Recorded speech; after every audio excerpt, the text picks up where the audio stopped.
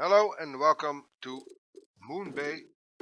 This is the second part in a showcase video for the real-time mod in which gameplay is very much altered into a way more challenging mode. The real-time mod in itself, yeah, I don't know exactly. I cannot look into the heads of the developers, of course, but it has one of the main purposes to slow down uh, city progress, and it has a couple of methods to do so. One of them is being the building penalty. The building penalty means that the construction time which is needed for buildings to be constructed is heavily increased. You can see it sometimes happening, especially in the beginning, that it quite takes some time for one building to be constructed. That is part of the mod. Another restriction is that no construction, and I mean zero, will be done during nighttime.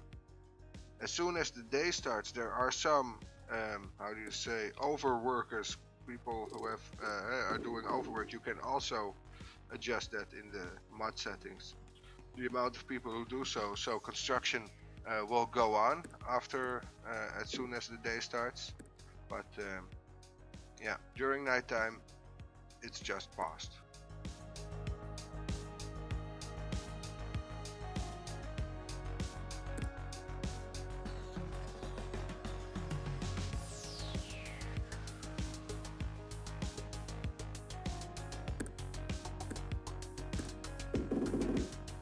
Another way to slow down development of a city is the thing they did with education.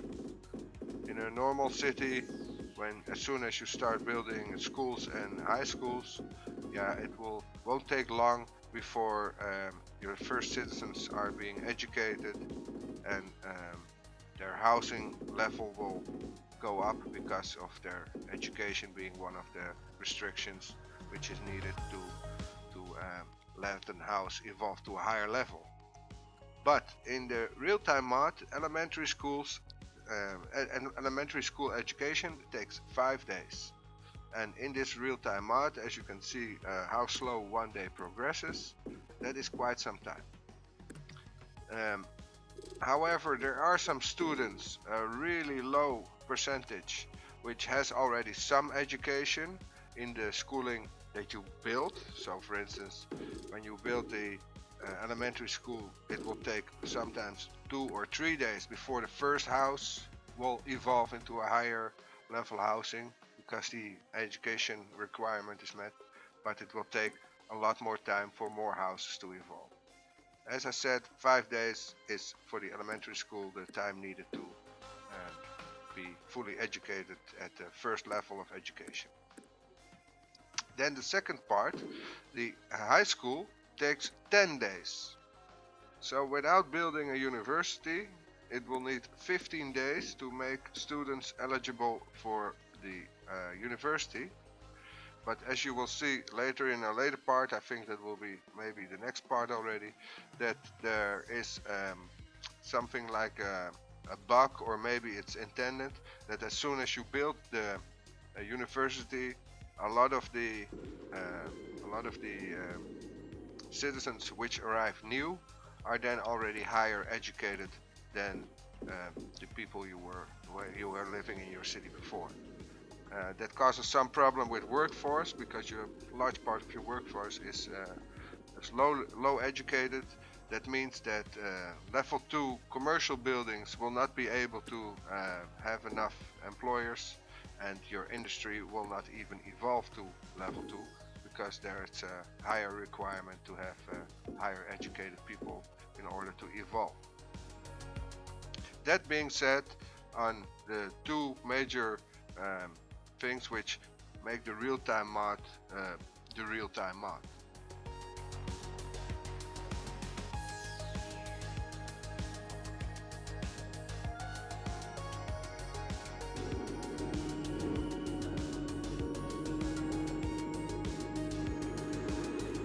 Sometimes I like to take a drive through my own city just to see how it flows.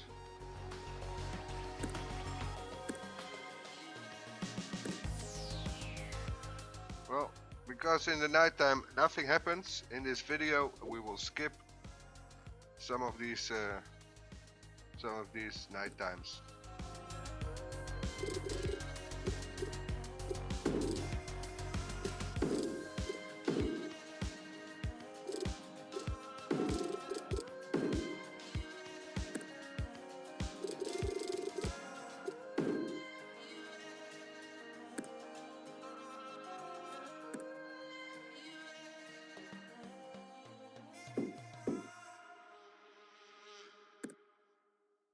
We keep on developing our city into a larger city.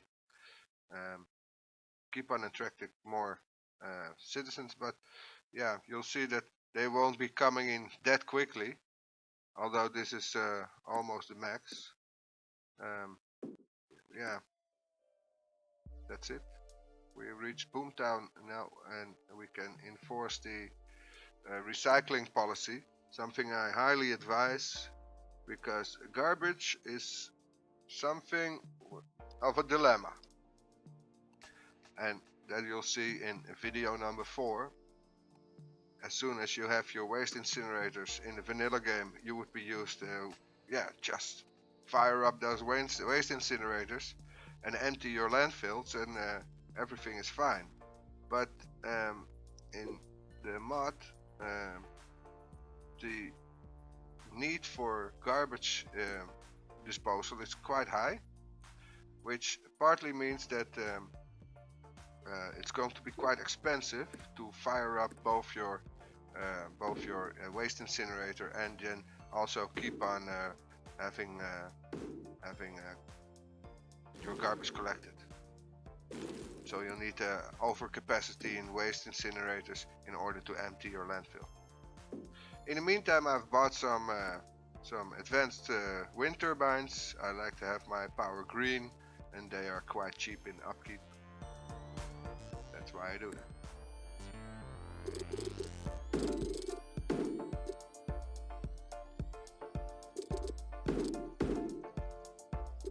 As you can see, this road layout for the first part of the city, that's actually adapted to two things. It's one of the really nice water pipe, water drainage distribution.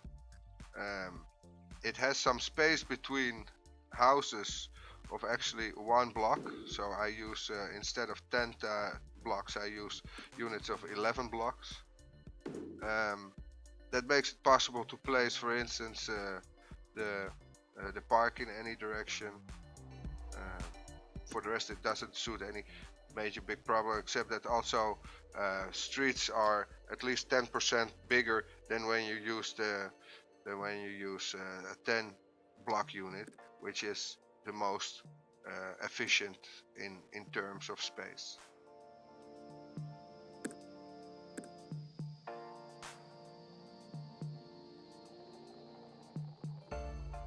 As you can see, I'm keeping track of my elementary school coverage, because in the start of the game this is quite essential for buildings to evolve to level 2.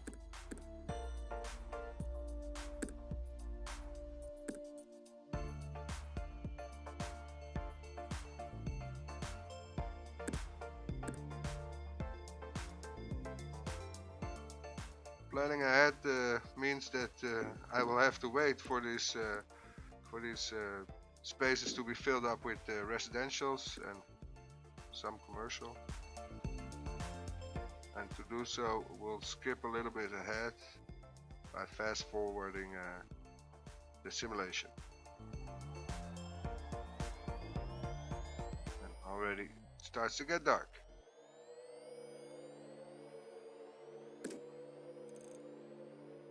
We unlock the transportation. Transport, I also like to have to. I like to use the 50% upkeep during nighttime.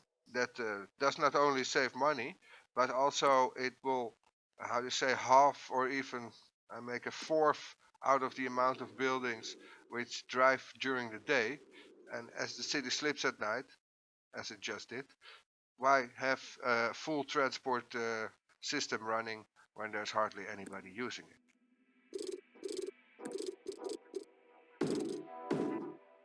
And mass transit is something you'll probably lose money on. Before you have a really functional subway system, it's really hard to make some money on the public transport. I've noticed that buses actually cost you money, whereas the subway, yeah, really makes money too. But maybe my bus lines are not the best.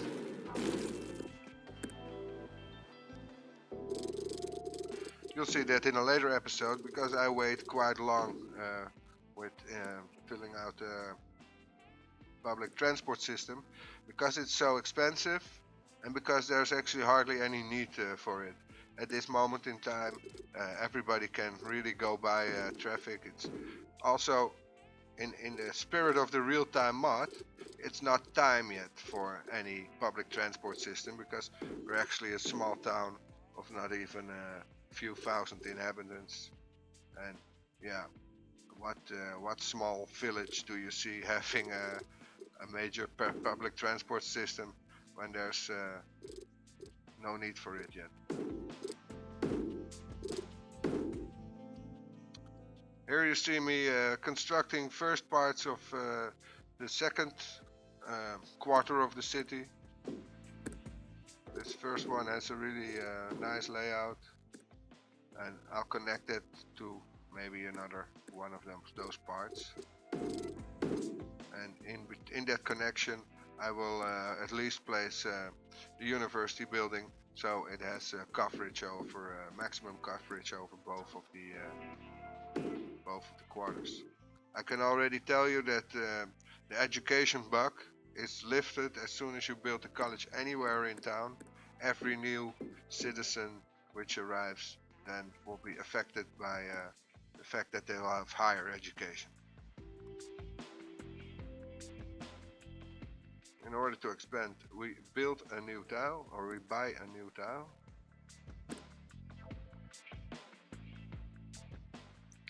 Which gives us all the space to maneuver we need.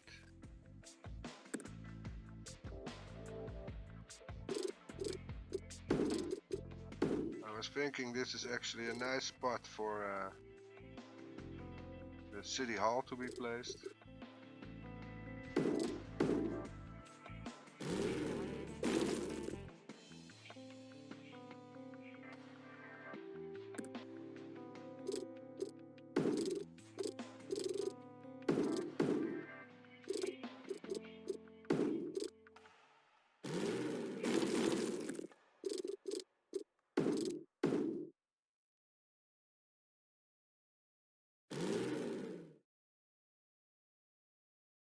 I now made a crossing where 5 roads come at the same intersection, and that's too much, especially for these 2-lane roads in the vicinity of what's going to be the university. That's going to be too much traffic to handle. With the university, I've thought up of some new road system to place it on. I want to place it near a 6-lane one-way road, so all the traffic can disperse quickly. As I promised, I built the city hall. That's actually the first of my landmarks, and yeah, for a small city to start, that's a nice one to start out with, isn't it? Here we go through a little time lapse again, because time goes too slow. I just chisel now with all the diagonals and straight roads a little way, and here you can see that the 6-lane one-way road is built, and it will get 3 2-lane road exits and 3 2-lane road entrances towards it.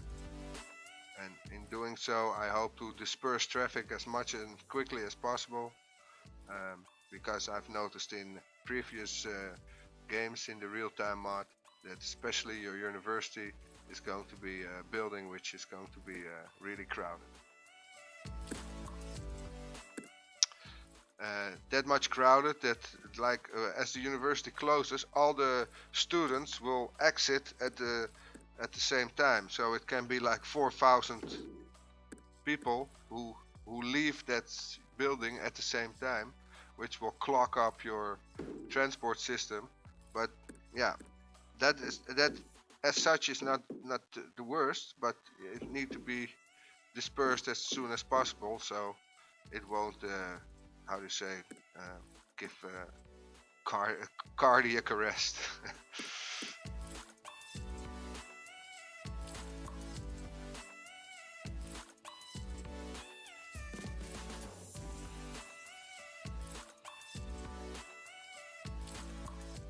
Well, I'm quite happy with the result. It's not done yet, but as an addition to the first part of the city, it gives me a feel that it really connects with it. And the fact that it's in an angle, yeah, I like that very much. If you see a bigger picture of the complete city later on, when everything is in the same direction, that is quite boring. As you can see, I also try to do that rectangular in the first part of the city.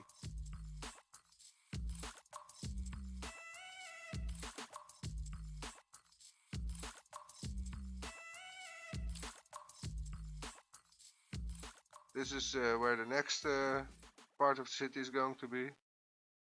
Now I just have to connect that and making some space for some more urban or commercial areas.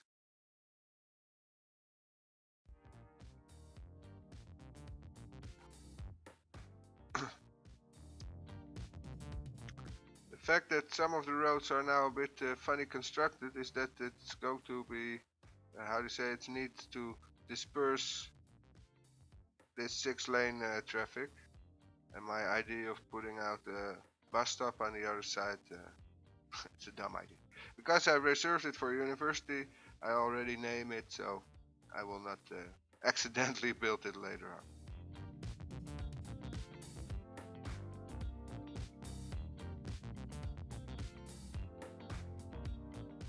Again, I actually shouldn't do this, building ahead that much, because that doesn't give me much to do later on. But yeah, I did it anyway. Here's sunrise for the last day of this episode. At the end of this episode, we'll reach Busy Town, and by doing so, we unlock the university. I think at the end of this episode, I build the university, and then we'll see you hopefully at the next episode.